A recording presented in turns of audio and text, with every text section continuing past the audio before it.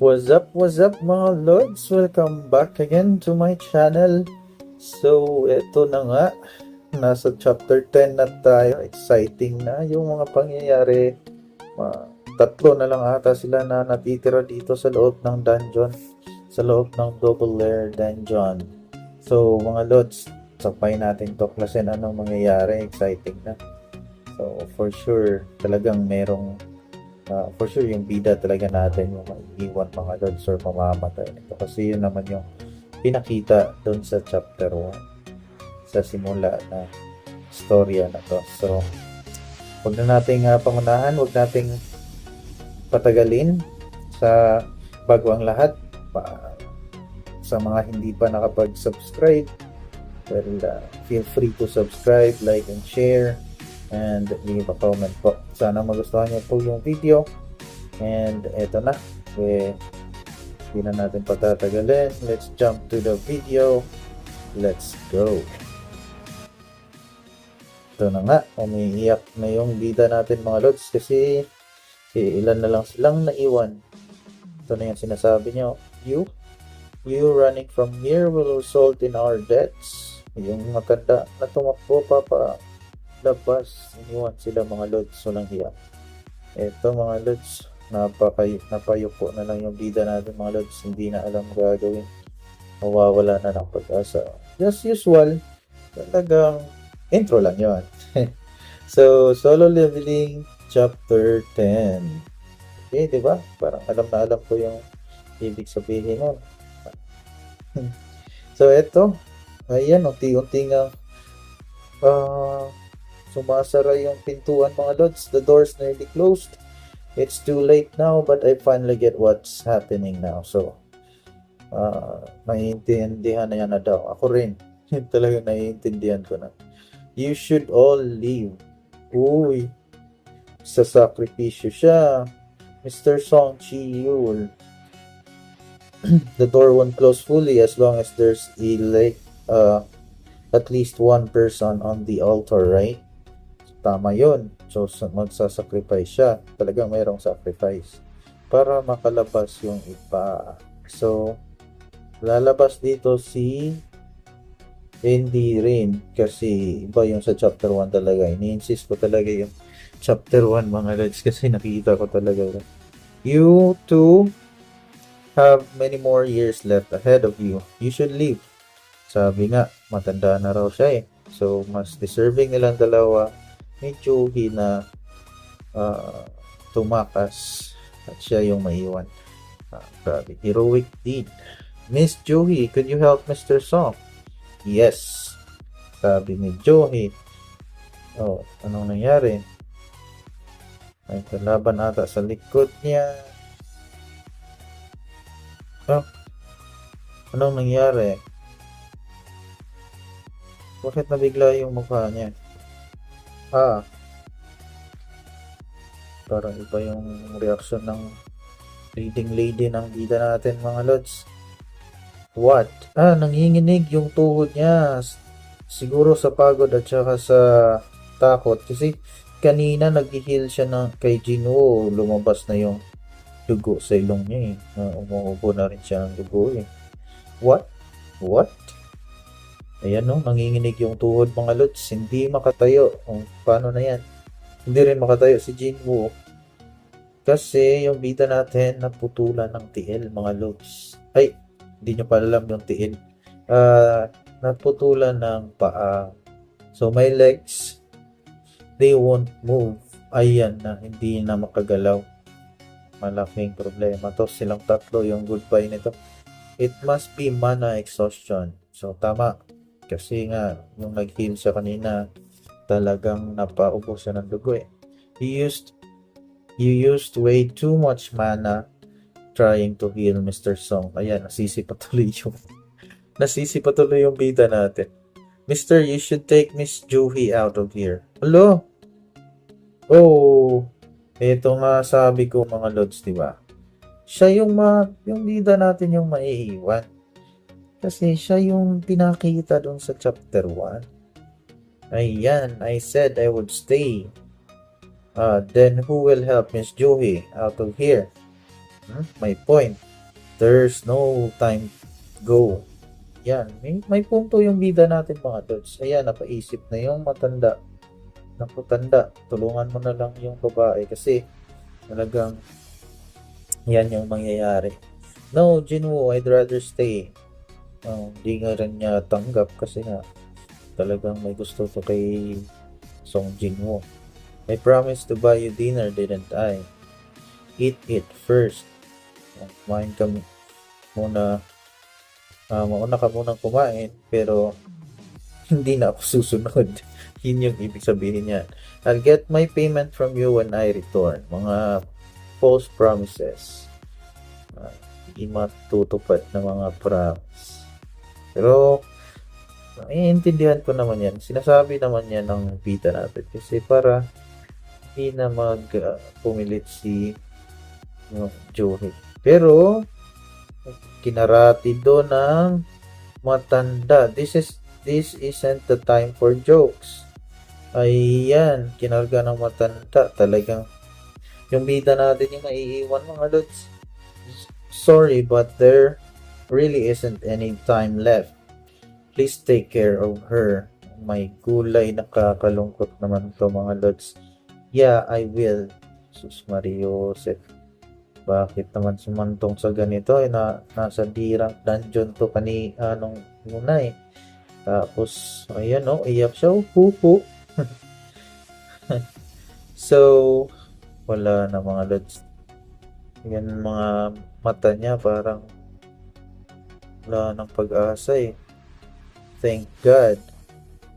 Nagpasalamat pa siya kasi naligtas yung ibang mga kasamahan niya. At least I'm the only one that's dying. Talaga naman, ready siya mga lods. Namamatay mga lods. Kaya dahil nakikita niya talagang walang pag-asa. Pero at least siya lang mag-isa. Hindi madama yung mga kasama. Tongue-inch. I would have at least gotten an insurance if I had known this would happen. Nak, walang insurance. Ay, teka. Paano yung mama niya? Tsaka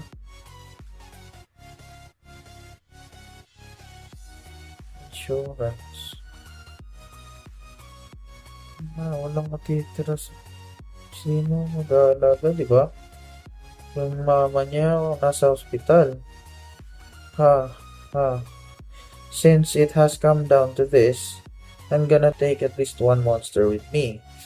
Nagbibiro ka ba mga loads? Halos hindi kanyan wala kang kalaban-laban yan, wala kang magpapaslang sa kalaban. Ano ba yan? Ayan mo.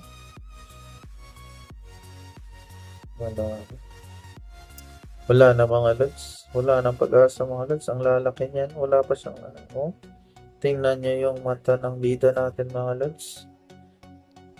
Yan yung talagang wala na. Tanggap niya na yung mangyayari. Come. Kung sa dialect pa namin, bahala na. Kung sa Tagalog din, bahala ng bukas. Bahala na si Batman. Ayan Umanda na. Putik. Tingnan niya yan.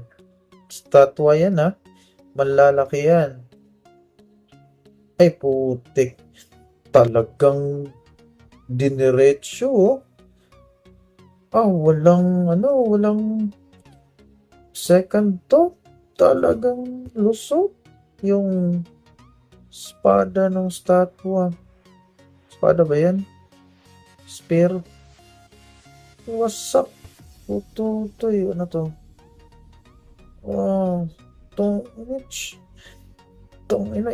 Ay, sorry. Tutik na yan. Inano pa sa area, Tinapon pa sa area, Ayan, mga lods. Wala na. Halos lumabas yung mata ng bida natin, lods. Brutal naman ang na to. Grabe, brutal, men. Tingnan mo yan, nalagay siya sa gitna ng altar. Talagang ginawa siyang sacrifice. Tsaka baka virgin din yung bida natin mga lods. Siya talaga yung na perfect na sacrifice. I don't wanna, I don't wanna die. I don't wanna die. Wala na, napaiyak, sabay suka ng dugo. Putik na yan. Of course, it's not fine. And what do you mean? Thankful. Ano to? Alaala niya? Quit it with all these betrayals. Yung kanina. Oo nga naman. I have a family too. Oh. Yan yung sinigaw niya kanina. Sinigaw niya pala yun mga lods. Parang back, tawag. Basta may back. I don't wanna die. Glad for being the only one dying here. Stop lying to yourself. Gaano na lang siya. You liar, I don't wanna die. Kinakausap niya na yung sarili niya.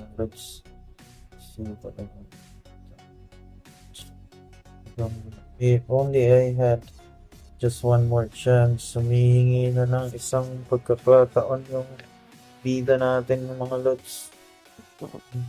Wala na talaga. Wasak yung dibdib ng bida natin mga lods. Tapos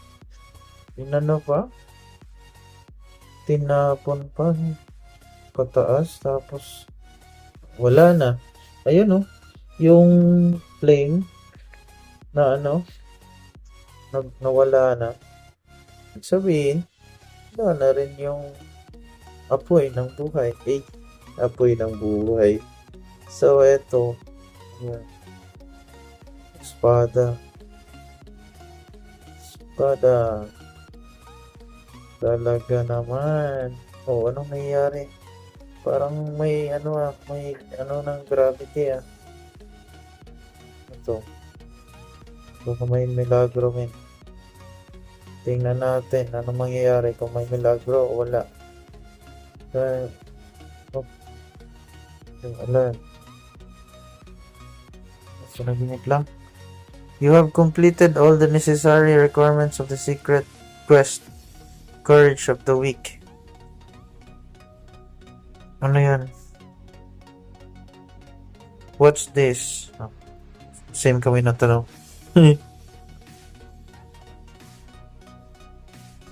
Alarm. You have completed all the necessary requirements of the secret quest, Courage of the Weak. Secret quest daw. Secret quest. Completed all the requirements. You've completed all the necessary requirements. Ulit-ulit naman to. Wait, where is this sound even coming from? So may nagsasalita. You've earned the right to become a player. Will you accept? Accept. What's going on? You do not have much time remaining. If you refuse, your heart will stop approximately 0.02 seconds later. Will you accept? Please accept. Siyempre. If I accept, then I don't have to die. So, posible mga lods. Hindi pala siya mamamatay mga lods. If you do not accept, your heart will stop approximately 0.02 seconds later. Will you accept? Posibleng hindi siya mamatay mga lods. Ano yun? Para ding parang laro. So, ito ata yun parang player daw So, parang nasa laro siya. Sa loob ng laro. Ano ba? I'll take it. Alarm. Welcome. Player. Halos sumiwalay pala yung Lods, kamay na or braso ng bida natin. Ayan. Umiilaw namin. May nangyayaring kababalaghan. May milagrong nangyayari, men. Ito mga tao, yung mga statwa. Mga statwa ata. Ayan, umiilaw. Ano yan, nawala ba siya? Wala ba? Ano bang nangyari? Ito yung nangyari mga lods. Natapos na ang chapter 10. So, thank you sa panonood mga lods. Pagsabay sa akin sa pagtuklas ng chapter 10. See you on the next chapter. So, kung nagustuhan nyo yung video, like, share, and subscribe. And also, leave a comment mga lods kung ano yung magagandang anime na pwede natin gawa ng ganitong content. So, salamat mga lods sa suporta. At saka, see you on the next video. See you on the next chapter. Bye-bye. Thank you for watching. If you like the video, please consider to like, share, and subscribe for more videos like this. Thank you. Sayonara.